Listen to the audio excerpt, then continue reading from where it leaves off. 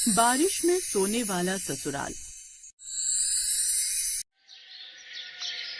ममता जैसे ही ब्याह कर अपने ससुराल पहुंची तो देखा उसके ससुराल में चारों तरफ दीवारें थी, बहुत सारे कमरे थे, हर कमरे में बेड था, अलमारी थी, बहुत अच्छा किचन भी बना था, लेकिन पूरे घर में कहीं पर भी छत नहीं थी। ये देखकर ममता दंग रह गई। इस घर में सब कुछ है लेकिन छत क्यों नहीं है?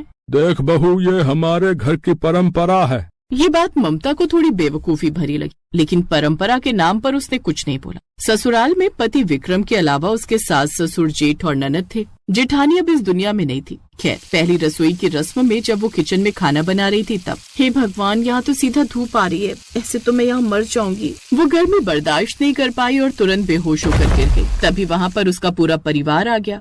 आजकल की लड़कियों में दम ही नहीं होता। पायल, एक बाल्टी पानी भर के डाल दे, इससे होश आ जाएगा। फिर जल्दी से बोल, खाना बनाए। हाँ, बहुत तेज भूख लगी है हमें। हाँ पापा। पायल ने एक बाल्टी भरकर पानी ममता के ऊपर डाल दिया, जिससे उसे होश आया। ममता को उन लोगों का बिहेवियर ठीक नहीं लगा। किसी तरह उसने खाना बना लिया और सबने खा भी लिया। आज विक्रम और ममता की सुहाग रात थी। सुहाग रात मनाने के बाद जैसे ही उनकी आंख लगी, वैसे ही अचानक मूसलाधार बारिश होने लगी। सारा बिस्तर, सारा सामान गीला होने लगा। ममता तुरंत भागकर घर के बाहर निकल गई और किसी दूसरे के घर के बाहर छप्पर के नीचे बैठ गई। तभी वहाँ पर उसके ससुराल वाले आ गए। बदतमीज औरत है, ना गर्मी बर्दाश्त होती ना बारिश है, दूसरों के घर के बाहर आकर बैठ गई।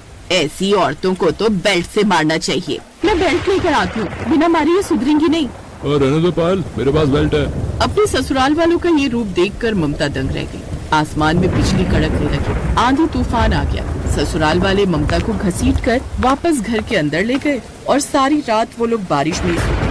लेकिन ममता को नींद नहीं आ रही थी। वो सुबह तक ऐसे ही बैठी रही। फिर दोपहर को उसका परिवार कहीं चला गया। मेरे ससुराल में तो हर कोई बदतमीज है। पूरे गांव में हर किसी के घर में छत है, सिर्फ हमारे घर में नहीं। पता तो करना ही पड़ेगा। ममता अपने घर के बाहर खड़ी हो गई। तभी वहाँ से कुछ औरतें गुजरी। ममता ने उन औरतों को बुला लिया। सुनिए, मैं आप लोगों से एक बात जानना चाहती हूँ कि हमारे घर में छत क्यों नहीं है? क्या सच में हमारे परिवार की ऐसी कोई परंपरा है? लगता है तेरे ससुराल वाले बाहर ऐश करने गए, इसीलिए तू हमसे बात कर पा रही है। बहू, तुम्हारे ससुराल वालों ने कई बार छत बनवाने की कोशिश की, लेकिन हर बार छत गिर जाती थी। बहुत सारे मिस्त्री, इंजीनियर, बहुत सारे तांत्रिकों ने भी कोशिश की, लेकिन जितनी बार वो लोग छत बनवाते थे, छत खुद ब खुद गिर जाती थी। लेकिन इसके पीछे कारण क्या हो सकता है? बहू, जब से तुम्हारी जेठानी ये दुनिया छोड़कर गई है ना, तब से ये घटनाएं हो रही हैं। वरना उसके पहले तो इस घर में भी छत थी। अब हम लोग चलते हैं, वरना अगर धोखे से तुम्हारे ससुराल वालों ने देख लिया तो तुम्हें बहुत मारेंगे। इतना बोलकर वो औरतें वहाँ से चली गयी। फिर धीरे धीरे शाम हो गई और ममता ने खाना बनाकर रख लिया। तभी उसके ससुराल वाले पी कर आए। सब लोग खाना खाने लगे। ये कैसा बेहुदा खाना बनाया? तेरे माँ बाप ने तुझे खाना बनाना नहीं सिखाया क्या? है बे? चलो आज इसे कमरे में बंद करके खूब मारते हैं। बहुत दिनों से हाथ साफ नहीं किया। सही कह रही हो माँ, आज 2-4 हाथ तो मैं भी लगाऊंगी उस चुड़ैल को। नहीं, ऐसा मत कीजिए, दोबारा ऐसी गलती नहीं होगी। चुप कर बेगैरत औरत, हम माफ नहीं करने वाले हैं। हमारे हाथों में खुजली हो रही। सारा परिवार मिलकर ममता को मारने लगा। ममता जोर जोर से चिल्लाने लगी। तभी अचानक आसमान में बिजली कड़की और बहुत तेज घनघोर बारिश होने लगी। तो इस तरह ममता पर वो लोग हर दिन जुल्म करने लगे। दोपहर में खाना बनाते वक्त गर्मी की वजह से वो बेहोश भी हो जाती थी, और जब भी पानी बरसता था तो रात भर वो पानी में भीगती रहती थी। उसकी हालत बहुत खराब हो चुकी थी। फिर एक रोज जब उसके ससुराल वाले कहीं गए हुए थे, तब मेरे ससुराल वालों का जरूर कोई न कोई रहस्य है। मुझे उस रहस्य से पर्दा उठाना ही होगा। ममता उस घर के हर कमरे की तलाशी लेने लगी। तभी उसे एक पुरानी डायरी मिली। वो डायरी उसकी जेठानी ने लिखी थी। जब तक मेरी आत्मा को शांति नहीं मिलेगी, तब तक इस घर की छत नहीं टिकेगी। जब जब इस घर की बहुओं पर अत्याचार होगा, तब तक आंधी तूफान तेज होगा। जिस दिन इस घर की किसी बहू ने इन लोगों का विरोध कर दिया, उसी वक्त बारिश थम जाएगी। दरअसल कुछ साल पहले जो हरकतें ममता के साथ हो रही थी, वही हरकतें उसकी जेठानी के साथ होती थी। इन सब से तंग आकर उसकी जेठानी ने एक डायरी लिखकर उसी घर में कहीं छुपा दी और फिर उसने खुद को खत्म कर लिया। अब ममता वो डायरी पढ़ चुकी थी। इसका मतलब जेठानी जी ने इन लोगों से तंग आकर खुद को खत्म कर लिया, और ये राज छुपाने के लिए इन लोगों ने परंपरा का नाम दे दिया। रात में फिर से ससुराल वाले पी कर आए। जब बारिश होने लगी तब ममता किसी पड़ोसी के बरामदे में पहुंच गई। तभी ससुराल वाले वहां पर आ गए। विक्रम ने जैसे ही उस पर हाथ उठाया, वैसे ही ममता ने उसका हाथ पकड़कर विक्रम चिल्ला उठा। बहुत बर्दाश्त कर ली तुम लोगों की बदतमीजी, अब कोई अत्याचार नहीं चलेगा तुम लोगों का। उसने इतना बोला ही था कि तभी अचानक बारिश बंद हो गई। अब ममता मन ही मन सोचने लगी, जैसे ही मैंने इन लोगों का विरोध किया वैसे ही बारिश बंद हो गई। इसका मतलब डायरी में जो लिखा है वो सच है, जेठानी जी की आत्मा यहीं कहीं है। अगले दिन ममता ने ससुराल वालों को घर के अंदर सबको रस्सी से बांध दिया। फिर वो बाहर गई, फिर ढेर सारे मिस्त्री और छत बनाने का सामान लेकर आ गई। तभी मिस्त्री बोला, हाँ बहन जी, फालतू पैसा खर्च मत करो। इस घर में हमने कई बार छत बनाने की कोशिश की, लेकिन वो टिकी नहीं। या तो आज छत टिकेगी या इन लोगों पर ही गिर जाएगी। उसके ससुराल वाले डर गए। बहू ऐसा मत कर, अगर तूने छत बनाई तो पूरी छत हम लोगों के ऊपर ही गिर जाएगी। चुप कर बुढ़िया। जेठानी जी आप जहाँ भी हो, आज मैं आपको मुक्ति दिला कर रहूंगी। ये सारे लोग छत के नीचे दबकर मर जाएंगे आज। धीरे धीरे मिस्त्रियों ने छत बनानी शुरू कर दी। इधर उसके ससुराल वाले, बहू हमें माफ कर दे, आज के बाद हम तुझ पर कोई अत्याचार नहीं करेंगे। सिर्फ मुझ पर? आज के बाद किसी बहू पर, किसी औरत पर अत्याचार नहीं करेंगे। हम सब पीना भी छोड़ देंगे। थोड़ी देर में छत बनकर तैयार हो गई, पर इस बार गिरी नहीं। आंधी तूफान बारिश सब होने लगा, फिर भी छत नहीं गिरी। तभी वहाँ जेठानी की आत्मा प्रकट हुई। ममता, आज इन लोगों ने माफी मांगी, तुमने इन्हें सुधार दिया, इसलिए अब मेरी आत्मा को शांति मिल गई है। लेकिन अगर आज के बाद किसी औरत पर अत्याचार किया तो ये छत तभी गिरेगी जब तुम सब नीचे सो रहे होगे। हमें माफ कर दो राधा, आज के बाद ऐसा कुछ नहीं होगा। उसकी आत्मा गायब हो गई। उस दिन के बाद सब खुशी खुशी रहने लगे।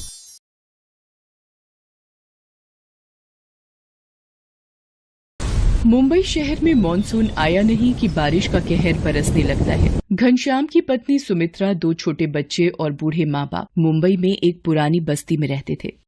सुमित्रा ला दे, अम्मा की कौन सी दवाई लानी है? एक तो वैसे ही काम नहीं, ऊपर से दवाइयों का खर्चा नहीं निपटता।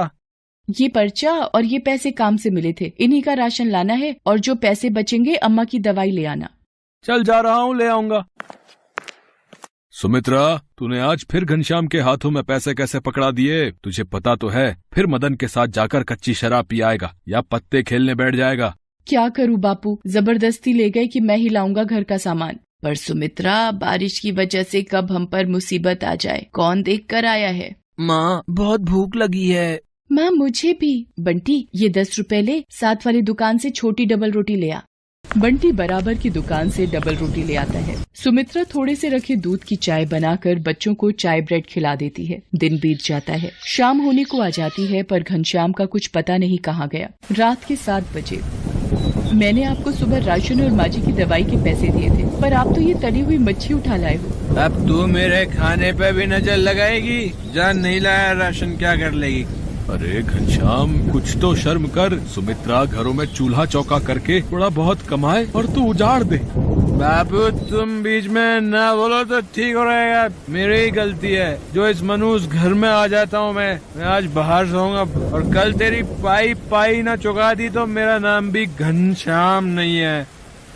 अभी वो नशे में है। बहू, सुबह जब नशा उतरेगा अपने आप ठीक हो जाएगा। अम्मा, ये थोड़े से चावल रखे हैं, बना लो। हाँ बना ले बहू। घनश्याम तो बाहर बरामदे में सो गया है, अब सुबह ही उठेगा।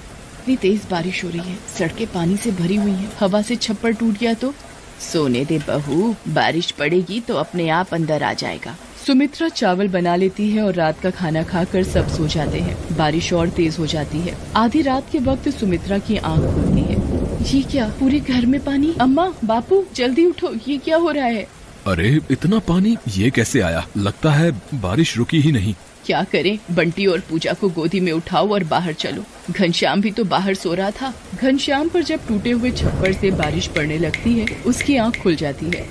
ये क्या, इतनी बारिश, पानी की तो नदी बन गई है। घनश्याम जैसे ही चारपाई से उठता है, छप्पर नीचे गिर जाता है। घनश्याम बाल बाल बचता है। तुम लोग रुको, मैं एक एक करके सबको बाहर निकालता हूँ। बंटी तू मेरे कंधे पर बैठ जा। पूजा अब मेरी गोदी में आ। घनश्याम बंटी और पूजा को उठा लेता है। सुमित्रा अम्मा का हाथ पकड़ती है। जैसे तैसे वो घर के बाहर सड़क पर पहुँच तो जाते हैं, पर सड़क पर पूरा पानी भरा होता है। ये तो पूरी सड़क पानी से भरी हुई है। अब क्या करें? लोग बारिश के पानी में डूब रहे होते हैं। कहीं बच्चे रो रहे थे, कहीं कोई बिछड़ गया है। घनश्याम को याद आता है कि मदन के पास अपनी नाव है। सुमित्रा, तुम माँ बापू और बच्चों का ध्यान रखना, मैं अभी आया। पर आप कहाँ जा रहे हो? मुझे तो डर लग रहा है। मुझे याद आया, मदन के पास अपनी खुद की नाव है। अगर माँ बापू को उसमें बिठाकर किसी सुरक्षित जगह पर भेज दें तो हम तो जैसे तैसे चले ही जाएंगे। घनश्याम तैरता हुआ मदन के घर पहुँचता है। अरे लगता है मदन नाव में जाने की तैयारी कर रहा है। मदन, माँ बापू को भी अपनी नाव में बिठा ले। मैं सुमित्रा और बच्चों को लेकर तेरे पास पहुंचता हूँ। घनश्याम यार, वो सुरेखा और बच्चे कुछ जरूरी सामान भी नाव में रख चुके हैं। अब तो नाव में बिल्कुल भी जगह नहीं है। माफ करना। अच्छा, पानी का बहाव तेज हो रहा है, अब मैं चलता हूँ। मदन घनश्याम को साफ मना करके अपनी बीवी बच्चों के साथ नाव पर निकल जाता है। घनश्याम वापस आ जाता है। देखा तूने, यारी दोस्ती पालने का नतीजा। आज मुंह पर दगा दे गया वो तुझे बिगाड़ने वाला। अब तो घनश्याम और भी घबरा गया कि कैसे अपने परिवार को बचाए। कोशिश करके एक दूसरे का हाथ पकड़कर वो थोड़ा आगे बढ़ते हैं। सड़क की दूसरी तरफ जाने वाला पुल भी टूटकर रास्ते में गिरा हुआ होता है। अब क्या करें, कैसे उस पार जाएंगे? घबराओ नहीं, एक दूसरे का बस हाथ पकड़े रहो। चलते चलते वो देखते हैं एक रस्सी के सहारे लोगों को सड़क के उस पार ले जाया जा रहा है। इस रस्सी की सहायता से धीरे धीरे आगे बढ़ते रहिए। हाँ जी माता जी, लाओ हाथ दो ध्यान से। रेस्क्यू टीम धीरे धीरे रस्सी की सहायता से सबको सड़क के दूसरे किनारे पहुंचाती है।